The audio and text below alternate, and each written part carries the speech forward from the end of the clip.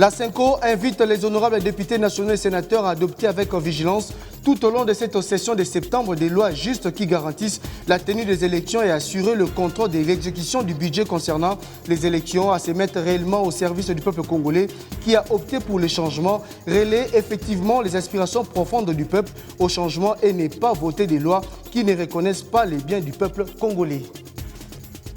Satisfait du niveau des relations bilatérales avec la RDC, le président brassavillois a déclaré avoir eu des échanges fructueux sur plusieurs sujets avec son homologue de Kinshasa, entre autres sur les relations entre les deux pays le plus proche qu'il a jugé jusqu'ici d'exemplaires, le conflit libyen, ainsi que sur le projet de construction du pont route-rail entre les deux capitales.